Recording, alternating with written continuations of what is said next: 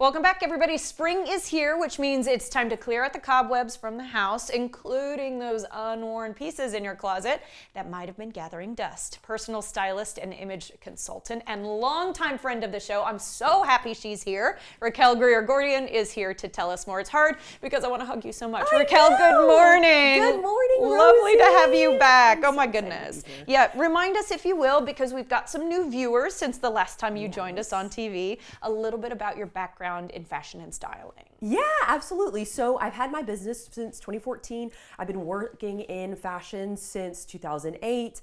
And since 2014, that has been in styling, color analysis, closet clean out, really going into professional women's closets and helping them feel more confident and comfortable on a daily basis and helping them really connect their style to who they are. If you'll let me brag on you for a second, I got to have you as a stylist for a couple of years, and Raquel really will go into your closet and put things together that you never thought would go together before, and yet you feel really confident, really put together. So the fact that you can work with what people have, Yes.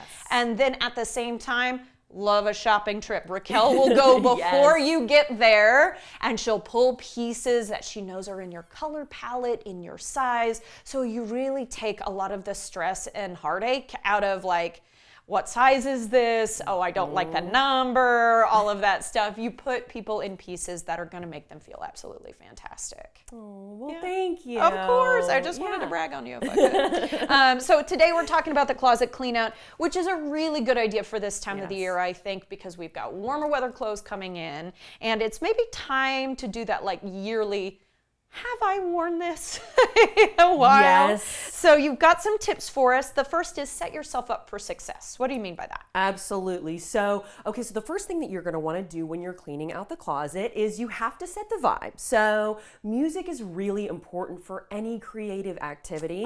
So yes, you want to put some music on.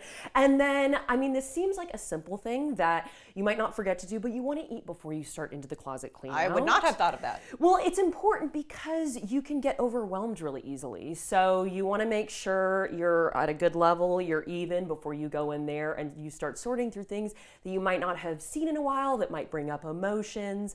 And then the other thing is you want to set a time limit for this task. So whether you feel comfortable with 15 minutes, you can always add time on, but just to start with either 15 minutes to an hour, depending on how you're feeling and what you feel like you can conquer. And then also another thing, you really want to think about your personal style before you go into this. So I say, think of, 3 different words that you could kind of adhere to your personal style before you go in. That'll kind of set you up. So when you choose a piece, you can say, okay, does this fit?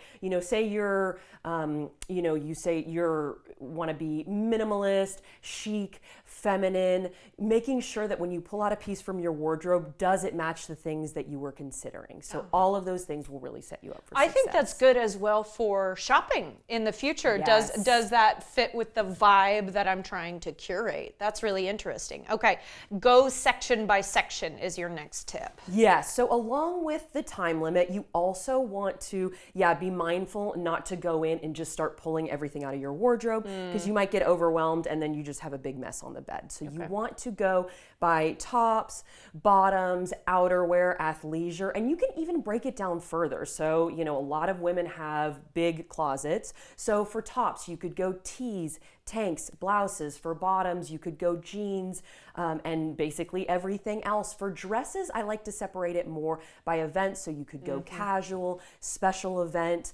but just basically if you have a lot of clothes in your closet, going by category, but then breaking it down further, starting with that, and then check in with yourself every time you do a category.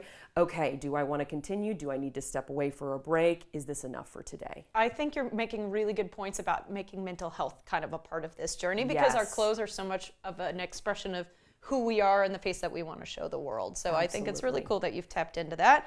Here, I have a question to ask about what should we be looking for, and you've brought some examples today. Yes. Yeah. Okay, so there's a couple different things that we need to be looking for. So first is the condition, and that's probably the least emotional one. So that's a good one to start through. Logical one. Yes, exactly. You can go through and say, okay, is this pilling, right? So on sweaters, you'll see that. And sometimes you can shave them down over time, but sometimes they just get so thin that it's time to get rid of them.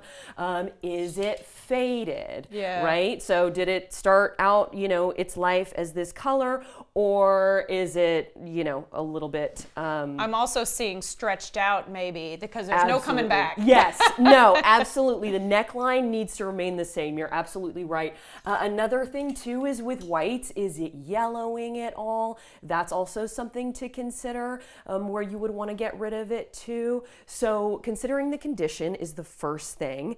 The next thing is it current?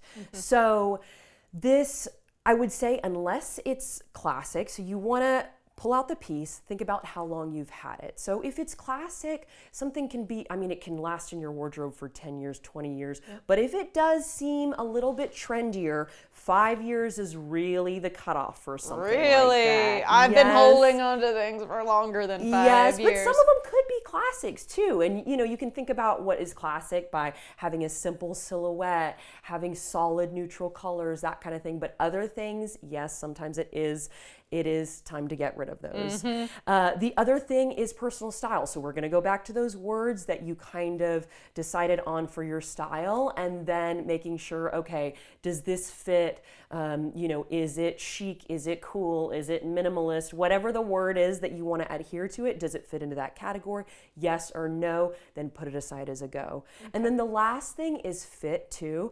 And this is really important for, as I was saying, you want to eat before because you're going to need a little bit of energy for trying on. But this can also be the most emotional category too. Because this used to fit me beautifully and now I've gained weight. Yes, and that can be really tough. And body positivity can be really hard, but at least we want to be body neutral and try to really have an objective perspective, put it on and say, okay, this does not fit for me and it's time to let it go. It's time to let it go. Okay. I wish we had more time about letting things go, but if you stay tuned to Studio 512, we've got some really great options for where these clothes can be heading if you need to kind of cull the herd, so to speak. Raquel, always great to see you, my friend. Thank you so much. Thanks so much, Rosie. All right, guys, follow along with Raquel and DM her on Instagram for more information on her client services because she's starting the wheels back up. Very exciting, at Raquel Greer Gordian.